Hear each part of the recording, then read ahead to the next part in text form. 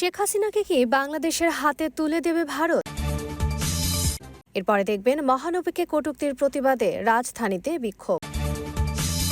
তারপরে দেখবেন দেশে ফিরলেন আমার দেশ সম্পাদক মাহমুদুর রহমান।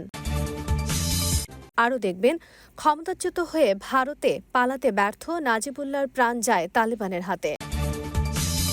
সবশেষে দেখবেন বাংলাদেশের ইলিশ পেয়ে খুশি পশ্চিমবঙ্গের ব্যবসায়ীরা, কত দামে বিক্রি হচ্ছে।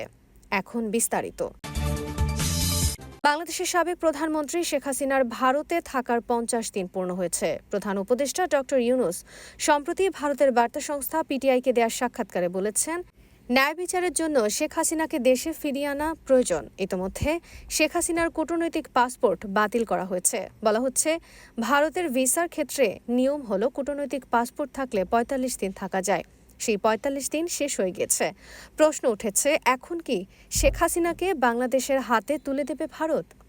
ভারত কি করতে পারে? ওপি জিন্দল গ্লোবাল ইউনিভার্সিটির আন্তর্জাতিক সম্পর্কের অধ্যাপক শ্রীরাধা দত্ত ডিডব্লিউকে বলেছেন, দুই দেশের মধ্যে প্রত্যর্পণ চুক্তি আছে, ফলে তাতে নির্দিষ্ট পদ্ধতি মেনে অনুরোধ এলে তা ভারত খতিয়ে দেখবে। তার একটি প্রক্রিয়া আছে, তা চলতে থাকবে।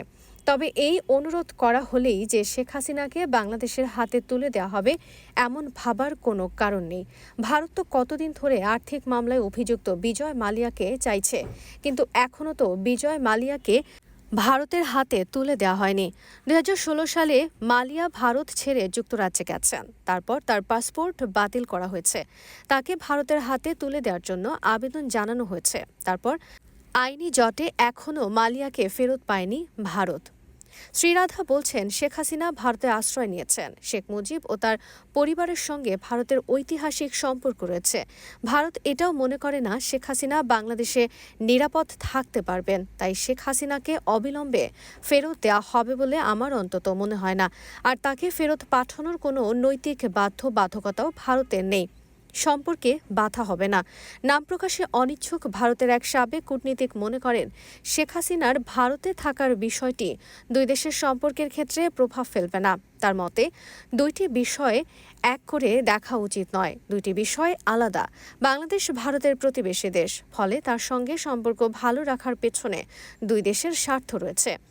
দালাই লামার প্রসঙ্গ টেনে তিনি বলেন, তাকেও ভারত আশ্রয় দিয়েছে। তিনি দীর্ঘদিন ধরে ভারতে আছেন।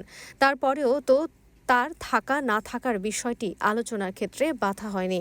বর্তমান অবস্থা, বাংলাদেশের স্বরাষ্ট্র মন্ত্রণালয় শেখ হাসিনার কূটনৈতিক পাসপোর্ট বাতিল করেছে। তার কাছে আর কোনো বৈধ পাসপোর্ট নেই। সুরক্ষা বিশেষজ্ঞ ও সাবেক আইপিএস অফিসার শান্তনু মুখোপাধ্যায় বলেছেন, টেকনিক্যালি বলা যেতে পারে শেখ হাসিনা স্টেটলেস।